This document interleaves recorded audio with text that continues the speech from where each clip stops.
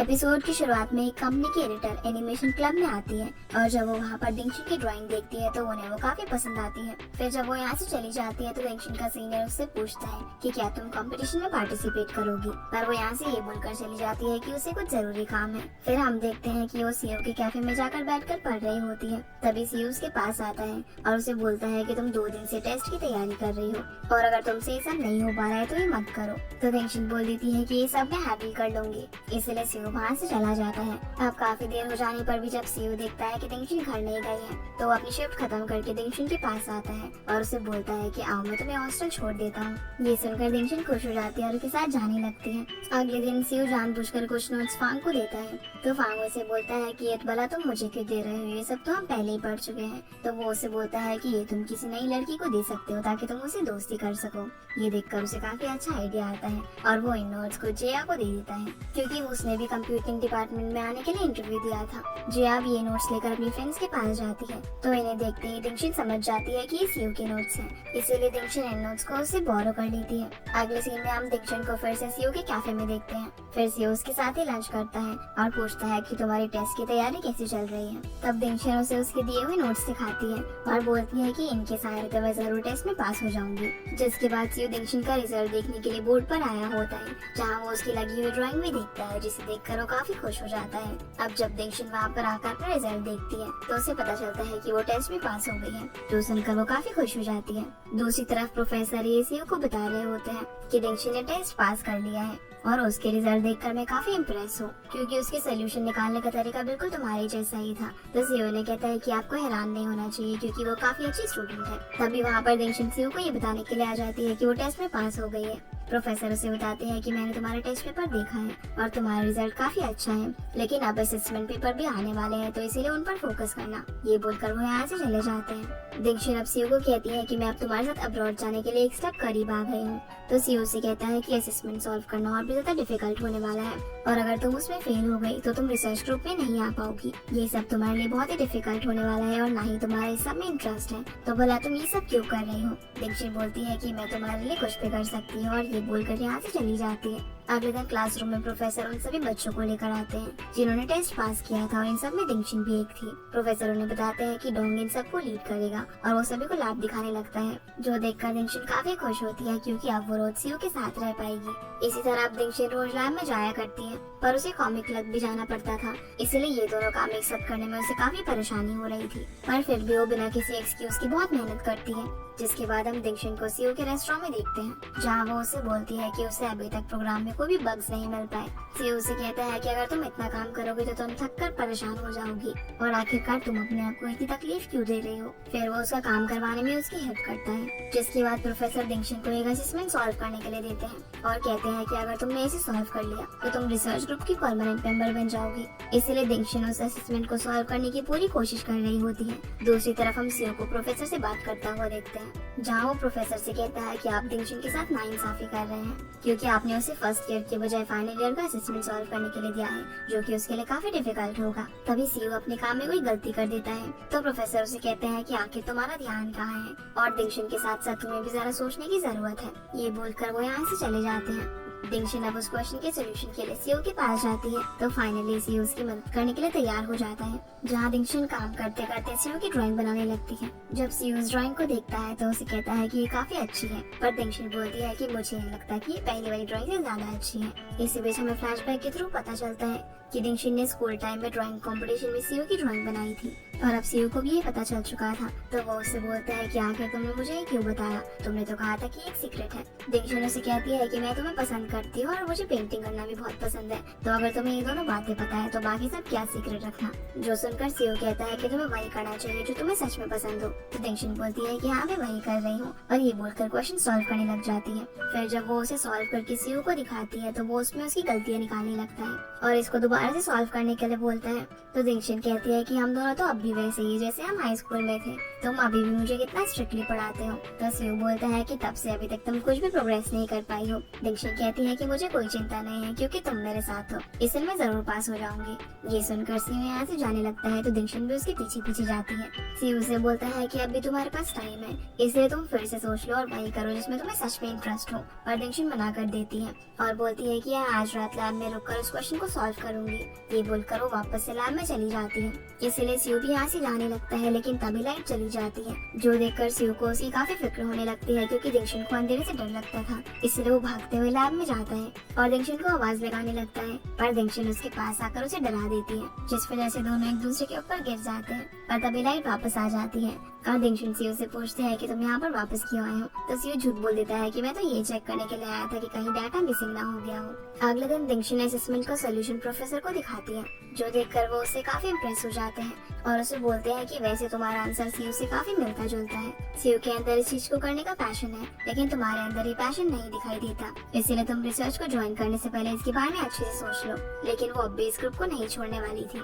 जिसके बाद दिंगशिन सियो की सीट के पास जाकर एक चॉकलेट का बॉक्स रख देती है उसे थैंक यू कहने के लिए, क्योंकि उसने उसकी पढ़ाई में काफी मदद की थी। जो चीज डॉग देख लेता है और उसे बोलता है कि तुम तो सियो के लिए इतने सैक्रिफाइसेस किए जा रही हो, लेकिन वो तुम्हारे लिए कुछ भी सैक्रिफाइस नहीं कर रहा। वो उसको उसके खिलाफ भड़काते हुए कहता है कि सियो ने ही प्रोफेसर को मना किया है कि तुम रिसर्च डिपार्टमेंट के काबिल नहीं हो। दिंगशिन उसे जवाब में बोलती है कि मैं ये चाहती भी नहीं कि सियो मेरे लिए कुछ सैक्रिफाइस करे, और ये बोलकर वहाँ से चली जाती है। पर बाद में वो इस सब के बारे में सोचकर अपसेट हो रही थी। वहीं जब सियो को दिंगशिन का गिफ्ट मिलता है तो वो काफी खुश हो जाता है। तभी उसके पास ल्यूफाई आती है क्योंकि उसके लैपटॉप में कुछ प्रॉब्लम हो गई थी, तो सियो उसके लैपटॉप को ठीक करने लगता है। इसी बीच वो चॉकलेट बॉक्स में से एक चॉकलेट निकाल कर खा जाती है, जो देखकर सियो उस पर काफी गुस्सा करता है और उसे बोलता है कि ये मुझे किसी ने दिया है और तुम अब अपना लैपटॉप उठाओ और यहाँ से निकल जाओ। ल्यूफाई उसे कहती है कि तुम तो काफी बुरे हो और ये तो सिर्फ एक चॉकलेट ही थी, तो इसमें इतना गुस्सा करने वाली क्या बात है। अब वो अपना लैपटॉप और चॉकलेट बॉक्स दोनों उठाती है और बोलती है कि मैं तुम्हें नया चॉकलेट बॉक्स लाकर दे दूंगी। सियो अब उसे रोकने की भी कोशिश करता है, लेकिन वो चॉकलेट बॉक्स लेकर चली जाती है। फिर जब ल्यूफाई कॉमिक क्लब में जाती है तो दिंगशिन उसके पास वो चॉकलेट बॉक्स देखकर पूछती है कि ये तुम्हें कहाँ से मिला। तो वो झूठ बोल देती है कि ये तो मुझे सियो ने दिया है, जो देखकर दिंगशिन को काफी बुरा लगता है और वो अपसेट होकर सियो के पास जाकर उसे पूछती है कि तुमने वो चॉकलेट्स ल्यूफाई को क्यों दी। सियो उसे कहता है कि वो चॉकलेट बॉक्स तो वो खुद ही उठा कर ले गई थी। पर दिंगशिन कहती है कि बहाने मत बनाओ, और मुझे ये भी पता है कि प्रोफेसर को तुमने ये कहा था कि मैं रिसर्च ग्रुप में काम करने के काबिल नहीं हूँ। आखिर तुम ऐसा क्यों कर रहे हो, और अगर तुम नहीं चाहते कि मैं तुम्हारे साथ रहूं, ये बात तुम मुझसे कह क्यों नहीं देते। सीईओ से बोलता है कि मैंने तुम्हें पहले ही समझाया था कि तुम वो करो जिसमें तुम्हें इंटरेस्ट हो, मेरे लिए खुद को सैक्रिफाइस करने की तुम्हें कोई जरूरत नहीं है। दिंगशिन से बोलती है कि क्या मतलब कि मैं तुम्हारे लिए कुछ भी सैक्रिफाइस न करूं, क्या तुम मुझे बिल्कुल भी प्यार नहीं करते, और जो 3 साल हम लोगों ने साथ में बिताए थे वो तुम्हारे लिए कुछ भी मायने नहीं रखते। इन सब बातों का सीईओ कोई जवाब नहीं देता, तो दिंगशिन बोलती है कि ठीक है, अब से मैं तुम्हारे पास कभी नहीं आऊंगी। ये बोलकर वो रोते रोते वहाँ से चली जाती है। तभी यहाँ पर सॉन्गजी भी आ जाता है, जिसने की इन दोनों की सारी बातें सुन ली थी। वो सीईओ से बोलता है कि क्या तुम उसे समझाओगे, तो सीईओ इमोशनल होते हुए कहता है कि नहीं, क्योंकि शायद मुझसे अलग होकर ही वो अपने बारे में सोच पाएगी। जिसके बाद हम वोकोंग को देखते हैं, जो कि अपनी कंपनी में होता है, और यहाँ वो जैसे ही इंटरनेट पर दिंगशिन की फोटोज देखता है तो वो थोड़ा परेशान हो जाता है और अपनी मीटिंग कैंसिल करके वहाँ से कहीं चला जाता है। ऐसे बीच हम दिंगशिन को देखते हैं, जो कि रात में बस स्टॉप पर अपनी बस का वेट कर रही थी। तभी वहाँ पर वोकोंग पहुँच जाता है और उसे लिफ्ट देने का बोलता है। वोकोंग उससे पूछता है कि तुम इतनी रात को यहाँ पर क्या कर रही हो, तो दिंगशिन बताती है कि मैं तो यहाँ पर सिर्फ अपनी बस का वेट कर रही थी। दिंगशिन उसे बोलती है कि तुम तो इतनी बिजी हो गए हो कि तुम्हारे पास तो गर्लफ्रेंड के लिए टाइम ही नहीं होगा। तो वोकोंग कहता है कि मेरी कोई गर्लफ्रेंड नहीं है। फिर वो उसे आर्ट एग्जीबिशन दिखाने के लिए ले जाने लगता है। दिंगशिन अब जब यहाँ पर पेंटिंग्स को देख रही होती है तो वोकोंग समझ जाता है कि वो अपसेट है। वो उसे कहता है कि तुम्हारे पास पेंटिंग का इतना अच्छा टैलेंट है तो तुम्हें उसे वेस्ट नहीं करना चाहिए। पर दिंगशिन अभी भी चुपचाप खड़ी हुई थी। अगले दिन दिंगशिन लैब के अंदर नहीं आती और प्रोफेसर से छुट्टी मांग लेती है, जिसके बाद हम सॉन्गजी और सीईओ को एक साथ देखते हैं। तभी सीईओ को शादी का कॉल आता है, जो उसे बोलती है कि मैं तुम्हारी यूनिवर्सिटी के बाहर खड़ी हूँ और मुझे सच सच बताओ कि क्या सॉन्गजी तुम्हारे साथ है। पर सीईओ से झूठ बोल देता है कि वो मेरे साथ नहीं है, तो शादी उसे बाहर मिलने के लिए बुलाती है। फिर हम दिंगशिन को देखते हैं, जो कि अपनी सीनियर के पास जाती है और उसे बताती है कि मैं कंपटीशन में हिस्सा लेना चाहती हूँ। पर वो बताता है कि तुम्हें इसके लिए देर हो चुकी है, क्योंकि कंपटीशन की डेट सब निकल चुकी है। तो दिंगशिन कहती है कि मैं एडिटर से इस बारे में जाकर बात कर लूंगी, इसलिए सीनियर उसे उसका एड्रेस दे देता है। वहीं सीयू जाकर शादी से मिलता है, जो उससे फिर से पूछती है कि सॉन्गजी कहाँ पर है, क्योंकि ऐसा हो ही नहीं सकता कि उसने तुम्हें ना बताया हो कि वो कहाँ पर है। पर सीयू अब भी अनजान बनने की कोशिश करता है, तो कहती है कि मैं उसकी यूनिवर्सिटी गई थी और मुझे पता चला है कि उसे वहाँ से निकाल दिया गया है। तो सीयू बोलता है कि उसे निकाला नहीं गया बल्कि 1 साल के लिए सस्पेंड कर दिया गया है। जो सुनकर शादी समझ जाती है कि उसे पता है कि सॉन्गजी कहाँ पर है, और वो उससे बोलती है कि तुम भला मेरे साथ ऐसा कैसे कर सकते हो, मैंने तो तुम्हें हमेशा अपने भाई की तरह माना है। उसने मेरे साथ ब्रेकअप कर लिया है और बिना कुछ एक्सप्लेन किए अचानक से ही गायब हो गया, वो ऐसा नहीं कर सकता। सीयू से समझाता है कि तुम्हें उसे छोड़कर अपने करियर पर फोकस करना चाहिए। तो शादी उसे डांट लगाते हुए बोलती है कि तुम दोनों एक जैसे हो। सोचो अगर दिंगशिन कभी इस तरीके से गायब हो गई तुम्हें बिना कुछ एक्सप्लेन किए हुए, तो तुम क्या करोगे। ये बोलकर वो यहाँ से चली जाती है। इसी बीच हम दिंगशिन को चीफ एडिटर से मिलता हुआ देखते हैं, जहाँ वो उसे कहते हैं कि तुम अपनी पेंटिंग्स को यहाँ पर छोड़ जाओ और अगर तुम्हें हमें चांस देना होगा तो हम तुम्हें कॉल कर देंगे। दिंगशिन अब यहाँ से जाकर शादी से मिलती है, जो कि एक होटल में रुकी हुई थी, और यहाँ पर दोनों अपने दुख एक दूसरे के साथ बांटते हैं। इसीलिए दिंगशिन भी रात में उसी के साथ रुक जाती है, जिसके बाद प्रोफेसर सीओ को बताते हैं कि दिंगशिन मुझसे मिलने के लिए आई थी और उसने हमारा ग्रुप छोड़ दिया है। जो सुनकर सीओ थोड़ा अपसेट हो जाता है, पर अब दिंगशिन ने सीओ को इग्नोर करना शुरू कर दिया था। तभी एनिमेशन क्लब का प्रेसिडेंट दिंगशिन के पास आता है और उसे बताता है कि चीफ एडिटर तुम्हारे साथ एक कॉन्ट्रैक्ट साइन करना चाहती है। जो सुनकर दिंगशिन काफी खुश हो जाती है। बाद में वो कॉन्ट्रैक्ट साइन करने के लिए ऑफिस जाती है, जहाँ वो कॉन्ट्रैक्ट को रीड करने के लिए थोड़ा टाइम मांगती है, लेकिन एडिटर बोलती है कि हमारे पास ज्यादा वक्त नहीं है। इसलिए दिंगशिन उस पर ट्रस्ट करके कॉन्ट्रैक्ट को बिना पढ़े ही साइन कर देती है। इसी बीच हमें पता चलता है कि ये सब बोकोंग ने करवाया है। फिर वो एनिमेशन क्लब के सभी मेंबर्स को डिनर पर बुलाता है, जहाँ सीओ और दिंगशिन भी आए हुए थे। डिनर पर लूफाई बोकोंग की काफी तारीफ करती है और उसे पता चलता है कि ये सभी लोग तो पहले से एक दूसरे को जानते हैं। फिर वो सीओ को वैसा ही चॉकलेट बॉक्स देती है जो कि उसने उस दिन उससे ले लिया था। ये सब दिंगशिन भी देख रही थी, लेकिन वो इस पर कुछ भी नहीं कहती। डिनर के वक्त दिंगशिन बोकोंग की दी हुई डिश खाती है, जो कि अब उसे ज्यादा पसंद भी नहीं थी। ये देखकर जीव को काफी बुरा लगता है। इसी बीच लूफाई दिंगशिन और बोकोंग को देखकर कहती है कि तुम दोनों तो बचपन से एक दूसरे को जानते हो, और बोकोंग को देखकर ऐसा लगता है कि वो दिंगशिन को लाइक करता है। तो वो बोल देता है कि हाँ मैं उसे लाइक करता हूँ। ये सुनकर सीओ काफी जेलस हो जाता है और वॉशरूम का बहाना करके बाहर चला जाता है। बोकोंग भी उसके पीछे पीछे बाहर आता है, जहाँ ये दोनों एक दूसरे से बातें करने लगते हैं। बोकोंग कहता है कि मैं और दिंगशिन एक दूसरे को बचपन से जानते हैं और मैंने उसके पेरेंट्स से वादा किया था कि मैं उसका ख्याल रखूंगा, इसलिए बेहतर यही होगा कि अब तुम उससे दूर रहो। सीओ कहता है कि मुझे इस सबसे कोई फर्क नहीं पड़ता कि तुम दोनों का क्या रिलेशन था, लेकिन दिंगशिन अब अपनी लाइफ सिर्फ मेरे साथ ही गुजारेगी। ये बोलकर वो यहाँ से जाने लगता है। तभी वहाँ वो दिंगशिन को देखता है, जिसने इन दोनों की बातें सुन ली थी। अब दिंगशिन भी यहाँ से जाने लगती है, तो सीओ उसके पीछे पीछे जाता है और उससे माफी मांगता है। दिंगशिन बोलती है कि मैं तो कभी ये सोच भी नहीं सकती थी कि तुम मुझसे माफी मांगोगे। सीओ उसे बताता है कि मैं उस दिन से इस बारे में ही सोच रहा हूँ कि आखिर मैं तुम्हारे बिना अपनी लाइफ कैसे जीऊंगा। जो सुनकर दिंगशिन काफी गुस्सा हो जाती है और उसे बोलती है कि तुम क्या चाहते हो कि मैं हमेशा तुम्हें फॉलो करती रहूं, लेकिन अब मैं तुम्हारा पीछा करते करते थक गई हूँ, इसलिए मैं ये सब कुछ यहीं पर खत्म कर रही हूँ। ये बोलकर दिंगशिन अपसेट होकर यहाँ से चली जाती है। अब जब दिंगशिन घर जा रही होती है, तभी रास्ते में बोकोंग उसे पिक कर लेता है और उससे पूछता है कि क्या तुमने हमारी बातें सुन ली थी। तो दिंगशिन बोलती है कि मैंने सिर्फ थोड़ी सी ही बात सुनी थी। जिसके बाद हम सीयू को उसके घर पर देखते हैं, जहाँ वो काफी अपसेट था। दूसरी तरफ हम शादी और दिंगशिन को आपस में बात करता हुआ देखते हैं, जहाँ दिंगशिन बोलती है कि अब मैंने सीओ के बारे में सोचना छोड़ दिया है और तुम्हें भी अब सॉन्ग के बारे में सोचना छोड़ देना चाहिए। शादी कहती है कि ऐसा नहीं है, मैं कुछ भी करके उसे जरूर ढूंढ लूंगी और तुम भी अपने आप को ये सब ना सोचने के लिए फोर्स मत करो। तो दिंगशिन कहती है कि सीओ से प्यार करना मेरे बस में नहीं था, लेकिन खुद पर कंट्रोल करना मेरे बस में है। तो शादी उसे बोलती है कि जो भी तुम्हारा फैसला होगा मैं हमेशा तुम्हें सपोर्ट करूंगी। फिर जब दिंगशिन अपने हॉस्टल पहुँचती है, तब उसे बोकोंग का दिया हुआ एक ड्रॉइंग टैबलेट मिलता है, जो देखकर वो उसे कॉल करती है और बोलती है कि ये तो बहुत एक्सपेंसिव है, इसलिए मैं इसे नहीं रख सकती। तो वो उसे समझाता है कि ये कोई गिफ्ट नहीं बल्कि एक इन्वेस्टमेंट है और तुम इस पर काफी अच्छी अच्छी ड्राइंग करना। इसीलिए दिंगशिन मान जाती है। अगली सुबह जब सी उठता है तो देखता है कि सॉन्गजी वहाँ पर नहीं है, इसलिए वो उसे कॉल करता है। सॉन्गजी बताता है कि मुझे लगा कि शादी तुम्हें फॉलो करते करते मेरे पास पहुँच जाएगी, इसलिए मैं जरा बाहर गया हुआ हूँ। फिर हम उसे एक बुक स्टोर में देखते हैं, जहाँ पर शादी भी आई हुई थी और यहाँ ये दोनों एक दूसरे को देख लेते हैं। तब सॉन्गजी भागने लगता है और शादी भी उसका पीछा करती है, लेकिन वो उसे पकड़ नहीं पाती। फिर शादी दिंगशिन को कॉल करती है और बोलती है कि सीयू कितना बड़ा छोटा है, उसे सब कुछ पता था लेकिन उसने मुझे नहीं बताया।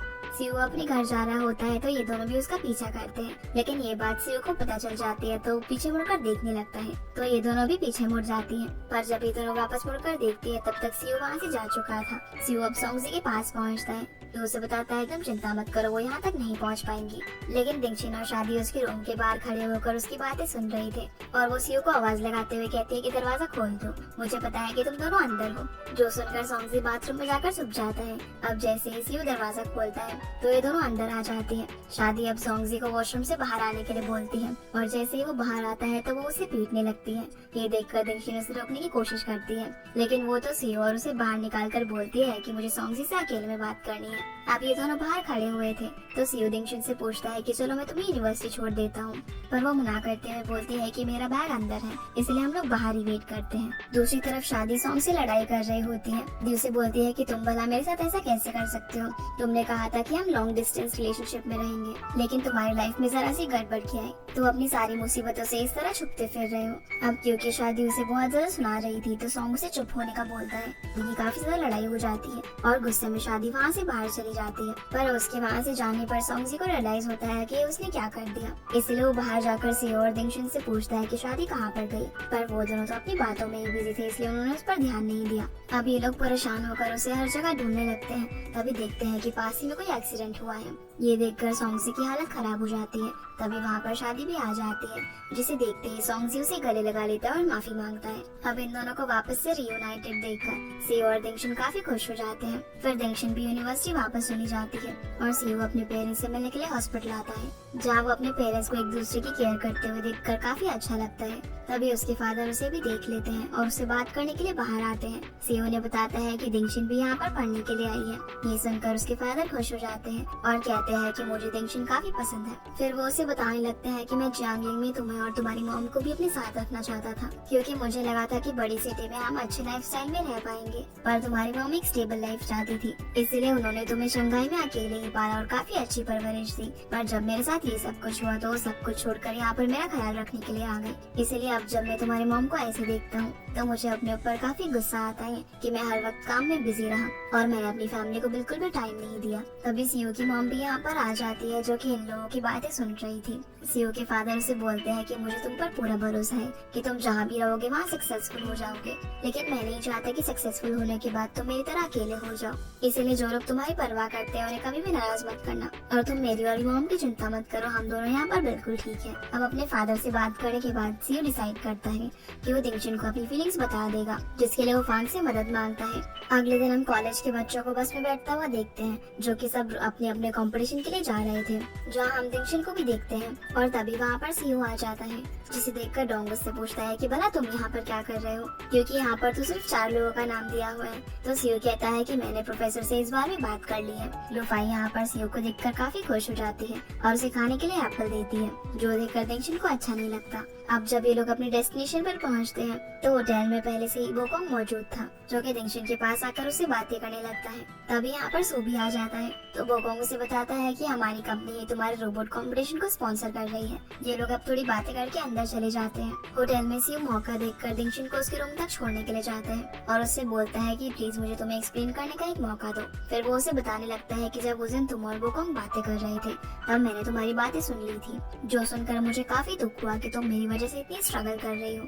इसीलिए मैंने सोचा कि अगर मैं तुम्हारी लाइफ से दूर चला जाऊँ तो शायद तुम अपनी लाइफ में वो करोगे जो तुम्हें पसंद है। आगे वो उसे बताता है कि अब मैं पहले जैसा सियो नहीं रहा हूँ, क्योंकि मेरी फैमिली की कंडीशन अब ठीक नहीं है। और जब इतने लंबे गैप के बाद मैंने तुम्हें वॉकिंग यूनिवर्सिटी में देखा तब मैं तुम्हारे बारे में सोचने से खुद को रोक नहीं पाया। दिंगशिन उससे बोलती है कि तुम्हें लगा था कि अंकल बीमार है, ये चीज मुझे अफेक्ट करेगी, लेकिन मुझे इस सबसे कोई फर्क नहीं पड़ता। मैं सिर्फ तुम्हें इसीलिए चेस कर रही थी क्योंकि मैं तुम्हें प्यार करती हूँ, लेकिन क्या तुम्हें प्यार का असली मतलब मालूम भी है? पर तभी वहाँ पर लुफाई आ जाती है, इसीलिए दिंगशिन अपने रूम में चली जाती है, जो सियो से पूछती है कि तुम दोनों एक साथ क्या कर रहे थे, क्या तुम सच में दिंगशिन को लाइक करते हो? तो सियो बोलता है कि हाँ मैं उसे लाइक करता हूँ और इससे तुम्हें क्या। फिर हम सियो को अपने रूम में देखते हैं, जहाँ पर फांग उससे कहता है कि तुम्हें तो दिंगशिन ने सीधा ही रिजेक्ट कर दिया। सियो से बोलता है कि तुम दिंगशिन की रूममेट से कांटेक्ट करो और वो दोनों उसे भी अपने प्लान में शामिल कर लेते हैं। वैन दिंगशिन को बोलती है कि कल तो हम फ्री हैं, तो क्यों ना हम कहीं घूमने के लिए जाएं, जिसके लिए वो मान जाती है। अगले दिन जब दिंगशिन अम्यूजमेंट पार्क के बाहर वैन का वेट कर रही होती है। तभी वहाँ पर सीयू आ जाता है, जिससे वो समझ जाती है कि ये सब इन लोगों का प्लान था, इसलिए वो यहाँ से जाने लगती है। पर सीयू से कहता है कि टिकट्स बहुत एक्सपेंसिव है, इसलिए हमें इन्हें वेस्ट नहीं करना चाहिए, इसलिए दिंगशिन मान जाती है। सीयू यहाँ पर हॉन्टेड हाउस को ढूंढ रहा होता है, पर तभी उसे पता चलता है कि ये तो बच्चों के लिए है, और अब क्योंकि वो लोग यहाँ पर आ ही गए थे तो वो एक मेज में जाते हैं, जहाँ सीयू से उसके साथ कम्पीट करने के लिए बोलता है और कहता है कि अगर मैं पहली बार आया तो तुम मुझे इग्नोर नहीं करोगी, और अगर तुम पहली बार आई तो मैं वो करूंगा जो तुम चाहती हो। पर मेज के अंदर दिंगशिन एक जगह पर फंस जाती है और सीयू को आवाज देती है, तो वो उसे बचाने के लिए आ जाता है और फिर दोनों साथ में बाहर आते हैं, जहाँ दिंगशिन बोलती है कि क्योंकि मैं पहली बार आई हूँ तो अब तुम मेरी बात मानोगे। इसके बाद ये लोग वहाँ पर और भी गेम्स खेलते हैं और काफी इंजॉय करते हैं। फिर ये दोनों एक जगह पर आकर बैठ जाते हैं, जहाँ दिंगशिन जब कुछ बच्चों को बलून से खेलते हुए देखती है तो वो सीयू को बताती है कि बचपन में उसे बलून्स काफी पसंद थे और वो एक बार अपनी मॉम से बलून्स लाने के लिए जिद कर रही थी, पर उसकी मॉम ने उसे वो नहीं दिलवाया था, बल्कि उसके भाई को दिला दिया था। और सीयू उसकी बात को बड़े प्यार से सुन रहा होता है। तभी दिंगशिन उसे बोलती है कि मैं मेज वाले गेम में जीती थी, लेकिन मैंने तुम्हें अभी तक पनिश नहीं किया है, इसलिए जाओ मेरे लिए मैस्कॉट बन कर आओ। पहले तो सीयू हंसने लगता है, लेकिन फिर वो उसके लिए मैस्कॉट बनकर आता है और वो काफी सारे बलून्स भी लेकर आता है। लेकिन तभी वहाँ पर बहुत सारे बच्चे आ जाते हैं जो कि उससे बलून छीनने लगते हैं, पर वो आखिर में एक बलून दिंगशिन को जाकर दे देता है। वो दिंगशिन से जाकर सॉरी बोलता है और कहता है कि मैं तो तुम्हें सारे बलून देना चाहता था, लेकिन अब सिर्फ एक ही रह गया है। तो दिंगशिन बोलती है कि कोई बात नहीं, मेरे लिए एक ही काफी है। अब काफी एंजॉय करने के बाद जब ये लोग वापस जा रहे होते हैं तभी बारिश शुरू हो जाती है, और क्योंकि दिंगशिन के हाथ काफी ठंडे हो रहे थे तो सीयू उसके लिए एक स्टोर से हॉट कॉफी लेकर आता है। दिंगशिन उसे बोलती है कि हम पहले भी इस तरह बारिश में फंस चुके हैं और वो लोग अपने पुराने टाइम को याद करते हैं। दिंगशिन सीयू से पूछती है कि क्या उस रात फायरवर्क्स तुम नहीं जलाए थे, पर सीयू इसका कोई जवाब नहीं देता। तो दिंगशिन उसे थैंक यू बोलती है और बोलती है कि तुम्हारे ऐसे करने से उस दिन मुझे काफी हिम्मत मिली, इसीलिए मैं अब गुआकिंग यूनिवर्सिटी में आ पाई हूँ। जो सुनकर सीयू उससे किस करने लगता है। दिंगशिन भी उसे किस करने लगती है, पर तभी वो वहाँ से भाग जाती है। होटल में पहुंचकर सीयू दिंगशिन से बोलता है कि कल रोबोट कंपटीशन की ओपनिंग सेरेमनी है, तो क्या तुम आओगी। तो दिंगशिन उसे कहती है कि तुम ज्यादा फ्रेंडली होने की कोशिश मत करो, पर सीयू बोलता है कि मैं अब पीछे नहीं हटने वाला। तभी वहाँ पर बोकोंग आता है जो दिंगशिन से कहता है कि मुझे तुमसे काम के सिलसिले में कुछ बात करनी है, इसलिए वो लोग साइड में जाकर बातें करने लगते हैं, पर पास ही में वहाँ सीयू भी आकर इनकी बातें सुनने लगता है। बोकोंग दिंगशिन को बताता है कि इस सिटी में एक कॉमिक बुक कंपनी है जिन्होंने हमें एक ऐप डेवलप करने के लिए बोला है, साथ ही उन्होंने मुझे किसी अच्छे आर्टिस्ट को रिकमेंड करने के लिए कहा है, इसलिए मैं तुम्हें रिकमेंड करना चाहता हूँ। दिंगशिन बोलती है कि लेकिन मुझे तो कॉमिक बुक ऐप पर काम करने का कोई भी एक्सपीरियंस नहीं है। बोकोंग कहता है कि तुम इस सब की चिंता मत करो, और अगर तुम रेडी हो तो कल मैं तुम्हें डायरेक्टर से मिलवा देता हूँ। दिंगशिन बोलती है कि कल तो मुझे बहुत सारे काम करने हैं। बोकोंग कहता है कि कोई बात नहीं, जब भी तुम फ्री हो तो मुझे बता देना। फिर दिंगशिन को छोड़ने के लिए सीयू और बोकोंग दोनों ही खड़े हो जाते हैं और उसे साथ में छोड़ने के लिए जाते हैं। सीयू बोकोंग से कहता है कि मुझे दिंगशिन से कुछ बात करनी है, इसलिए बोकोंग वहाँ से चला जाता है। उसके जाने के बाद सीयू दिंगशिन से कहता है कि ये अपॉर्चुनिटी काफी अच्छी है और तुम्हें इसे मिस नहीं करना चाहिए, और कल मेरे कंपटीशन में आना मत भूलना, मैं तुम्हारा इंतजार करूंगा। अगले दिन सीयू रोबोट कंपटीशन वाले हॉल के बाहर दिंगशिन का वेट कर रहा होता है, तो दूसरी तरफ दिंगशिन ट्रक में सामान रख रही थी, जहाँ लुफाई वैन को रूम में जाकर ड्रेसेस चेक करने का बोलती है, लेकिन वो ये सब कर काफी थक गई थी, इसीलिए दिंगशिन उसकी जगह पर चली जाती है और वो गलती से अपना बैग और फोन भी ट्रक के अंदर ही भूल जाती है। ये चीज जब लुफाई नोटिस करती है तो वो ट्रक वाले को ट्रक ले जाने के लिए बोलती है। फिर जब वैन अपना काम खत्म करके लुफाई के पास आती है और उसे दिंगशिन के बारे में पूछती है, तो वो झूठ बोल देती है कि वो तो अपना काम खत्म करके चली गई। लेकिन हम देखते हैं कि दिंगशिन तो कॉस्ट्यूम वाले रूम के अंदर लॉक हो चुकी थी। इसी बीच हम सीयू को देखते हैं जो दिंगशिन का वेट कर रहा होता है। तभी डोंग उसे बुलाने के लिए आता है, लेकिन वो फांग को उसके साथ भेज देता है और कहता है कि तुम दोनों जाकर प्रेजेंटेशन दे दो। पर अब उसे वेट करते करते काफी देर हो गई थी और अब तो सेरेमनी भी खत्म हो चुकी थी। फिर सीयू दिंगशिन को ढूंढने के लिए जाता है, जहाँ रास्ते में उसे वैन मिलती है जो कि ट्रक वाले से बात कर रही थी। उसकी बात खत्म होने पर वैन उसे बताती है कि शायद दिंगशिन अभी क्लब में ही है। जो सुनकर सीयू उसके पास जाने के लिए निकल जाता है, जहाँ उसे दिंगशिन एक रूम के अंदर लॉक मिलती है, इसलिए वो दरवाजे को तोड़कर उसे बाहर निकालता है और पूछता है कि क्या तुम ठीक हो। तो दिंगशिन उसे बताती है कि हाँ मैं ठीक हूँ। जिसके बाद वो उसे रोबोट कंपटीशन के हॉल में लेकर जाता है। तो दिंगशिन कहती है कि यहाँ पर इस तरीके से आना ठीक नहीं है, अगर किसी ने हमें देख लिया तो बहुत बड़ी गड़बड़ हो जाएगी। पर सीयू कहता है कि तुम चिंता मत करो, कुछ नहीं होगा। इसके बाद वो उसकी लिखी हुई कॉमिक लिटिल मॉन्स्टर की एनिमेटेड वर्जन में स्टोरी दिखाता है, जो देखकर दिंगशिन काफी इमोशनल हो जाती है। सीयू अब दिंगशिन से बोलता है कि तुमने मुझसे एक बार पूछा था कि ट्रू लव क्या होता है और अब मुझे इसका आंसर पता चल गया है। फिर वो उसे बताने लगता है कि वो दिखने में तो काफी ऑर्डिनरी लगती है, लेकिन हर दिन मैं उसे काफी खूबसूरत होता हुआ देखता हूँ। वो काफी जिद्दी भी है, लेकिन सबसे ज्यादा क्यूट भी। मुझे पता है कि वो मुझसे झूठ बोल रही है, लेकिन फिर भी मैं उसकी खराब एक्टिंग को और ज्यादा खराब नहीं करना चाहता। ये सब सुनकर दिंगशिन उससे पूछती है कि भला तुम किसके बारे में बात कर रहे हो। तब से वो दिंगशिन का हाथ पकड़ते हुए उसे आई लव यू कहता है और पूछता है कि क्या तुम मेरी गर्लफ्रेंड बनोगी। जिस बात का दिंगशिन कोई जवाब नहीं देती है और तभी वहाँ पर गार्ड आ जाता है जो पूछता है कि भला तुम दोनों यहाँ पर क्या कर रहे हो। तब वो बाहर जाकर इन दोनों को डांटने लगता है और उनकी इन्फॉर्मेशन पेपर में लिखने के लिए बोलता है। अंदर चेक करने के लिए चला जाता है। सीओ अब दिंगशिन से बोलता है कि तुमने अभी तक मुझे अपना जवाब नहीं दिया। तो दिंगशिन कहती है कि मैं अभी किसी भी रिलेशनशिप में नहीं आना चाहती। जो सुनकर सीओ समझ जाता है कि वो उसकी एक्टिंग कर रही है और बोलता है कि कोई बात नहीं, मैं तुम्हारा वेट करूंगा। तभी वहाँ पर बोकोंग आता है और जब उसे पता चलता है कि ये दोनों बोकोंग के दोस्त हैं, तो वो उन्हें जाने देता है। बोकोंग दिंगशिन को बताता है कि कल उस डायरेक्टर के साथ डिनर है जिसके बारे में मैंने तुम्हें बताया था। जो सुनकर दिंगशिन खुश हो जाती है। फिर ये इन्हें वापस से होटल छोड़ने के लिए जाता है। होटल पहुंचकर बोकोंग दिंगशिन से कहता है कि कल मैं तुम्हें शॉपिंग पर लेकर जाऊंगा क्योंकि हमें मीटिंग में जाना है। तो सीओ बीच में बोल पड़ता है कि भला तुम्हें इसके कपड़ों से क्या परेशानी है। दिंगशिन बोलती है कि तुम चिंता मत करो, मैं अच्छे से ड्रेसअप होकर आऊंगी। अब इन दोनों को फिर से बहस करता हुआ देखकर दिंगशिन वहाँ से चली जाती है। दिंगशिन के जाने के बाद बोकोंग सीओ से बोलता है कि मैंने तुमसे कहा था ना कि उससे दूर रहो। तो सीओ बोलता है कि मैंने भी तो तुमसे यही कहा था कि मैं उससे दूर नहीं होऊंगा। ये बोलकर वो यहाँ से चला जाता है। अगले दिन सीओ रोबोट कंपटीशन की कॉन्फ्रेंस खत्म होते ही वहाँ से जाने लगता है। तो फांग उसे बोलता है कि क्या तुम दिंगशिन के पास जा रहे हो तो मैं तुम्हें बता दूं कि वो पहले ही बोकोंग के साथ होटल जा चुकी है। दूसरी तरफ हम बोकोंग और दिंगशिन को होटल में देखते हैं। तभी वहाँ पर सीओ आ जाता है और दिंगशिन से पूछता है कि तुम मेरी कॉल्स रिसीव क्यों नहीं कर रही थी। तो वो उसे बताती है कि मेरे फोन की बैटरी डेड है। बोकोंग अब यहाँ इन्हें इंटरप्ट करते हुए दिंगशिन से पूछता है कि क्या तुम मेरे साथ लंच पर चलोगी, पर वो मना कर देती है। और यहाँ वो इन दोनों को फिर से बहस करता हुआ देखकर जूस लेने के लिए जाने लगती है, पर ये दोनों उसे रोककर खुद ही उसके लिए जूस लेने के लिए जाते हैं और उसका फेवरेट ब्लूबेरी जूस उसी स्टाइल में ऑर्डर करते हैं जैसे कि उसे पसंद था।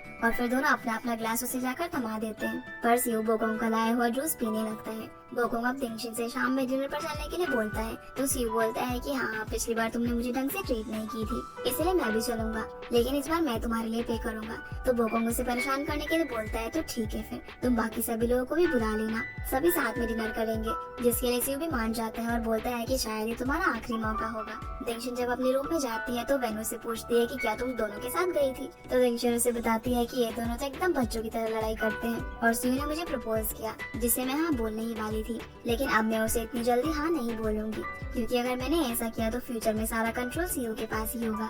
दूसरी तरफ यूफाई बोकोंग से मिलती है और उसे बोलती है कि मैं दिंगशिन को तुमसे मिलाने में मदद कर सकती हूँ, जिसे देखकर वो समझ जाता है कि वो सीओ को लाइक करती है, लेकिन वो उसे बिना कोई जवाब दिए वहाँ से चला जाता है। जिसके बाद सीओ दिंगशिन को डिनर पर इनवाइट करने के लिए आता है, पर वो जाने के लिए नहीं मान रही थी। तो सीओ बोलता है कि कोई बात नहीं, फिर मैं भी नहीं जाऊंगा, इसलिए दिंगशिन को मानना ही पड़ता है। अगले सीन में सभी लोग डिनर पर होते हैं जहाँ पर लुफाई उन सभी को एक गेम खेलने के लिए बोलती है। यहाँ ये सभी लोग एक कार्ड्स का गेम खेलते हैं जिसमें सबसे पहले वैन के पास किंग आया होता है। तो वो कहती है कि जिसके पास भी नंबर 2 कार्ड है वो मुझे गॉर्जियस बोलेगा। नंबर 2 कार्ड फैंग के पास होता है, इसलिए वो उसे गॉर्जियस बोलता है। अगले राउंड में दिंगशिन जीतती है तो वो 2 नंबर्स लेती है और उन्हें आपस में एक दूसरे से कुछ पूछने को कहती है। इसलिए सीओ लुफाई से पूछता है कि क्या तुमने हाल ही में कुछ बुरा किया है। जो सुनकर सभी लोग सोचने लगते हैं कि आखिर ये कैसा सवाल है और वो इस क्वेश्चन को इग्नोर करती है। अगले राउंड में लुफाई जीतती है और वो नंबर 5 और 4 को एक दूसरे को किस करने के लिए बोलती है। बोकोंग के पास नंबर 5 और दिंगशिन के पास नंबर 4 होता है,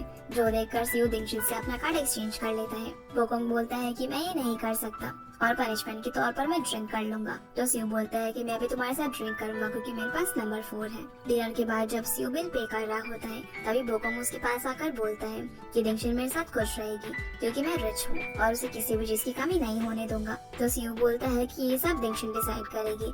अगले दिन हम देखते हैं कि सीओ को रोबोट कंपटीशन के लिए फर्स्ट प्राइज मिला होता है, जिसके बाद वो दिंगशिन को मिलने के लिए चला जाता है। इसी बीच फांग के पास एक आदमी आता है जो कि उसे अपना बिजनेस कार्ड देता है और कहता है कि वो सीओ के साथ एक प्रोजेक्ट पर काम करना चाहता है। दूसरी तरफ हम बोकोंग और दिंगशिन को एक साथ देखते हैं जो कि डायरेक्टर से मिलने के लिए जा रहे थे। यहाँ बोकोंग उसे एक नेकलेस गिफ्ट करता है तो दिंगशिन उसे लेने से मना कर देती है, लेकिन उसके इंसिस्ट करने पर वो उसे पहन लेती है। फिर बोकोंग उसे डायरेक्टर से मिलवाता है जहाँ वो उसे कहता है कि मुझे तुम्हारी कॉमिक लिटिल मॉन्स्टर काफी पसंद आई और मैं चाहता हूँ कि हम इसे एक रोमांस स्टोरी की तरह पेश करें और इसमें एक इविल कैरेक्टर को भी ऐड करें। पर दिंगशिन को उसका ये आइडिया पसंद नहीं आता, इसीलिए वॉशरूम का बहाना करके वहाँ से जाने लगती है, जिसे रोकने के लिए बोकोंग उसके पास आता है और बताता है कि इस फील्ड में लोग प्रॉफिट को मैक्सिमाइज करने के बारे में सोचते हैं, इसलिए तुम्हें भी उनके अकॉर्डिंग काम करना होगा। पर दिंगशिन ऐसा नहीं चाहती थी और वो इस बात से काफी नाराज कि डायरेक्टर ने उसके आइडिया के बारे में सुना भी नहीं। वोकोंग उसे बोलता है कि जब भी किसी आर्टिस्ट के वर्क को कमर्शियल यूज में लाया जाता है तो उसमें कुछ न कुछ चेंजेस किए ही जाते हैं, जो सुनकर दिंगशिन कुछ सोचने लगती है। और इसी के साथ ये एपिसोड यहीं पर खत्म हो जाता है। तो गाइस ये थी आज की वीडियो एंड आई होप आप लोगों को ये वीडियो पसंद आई होगी। तो इस वीडियो को लाइक कर चैनल को सब्सक्राइब जरूर कीजिएगा। आपसे फिर मिलते हैं अगले एपिसोड में, तब तक के लिए गुड बाय।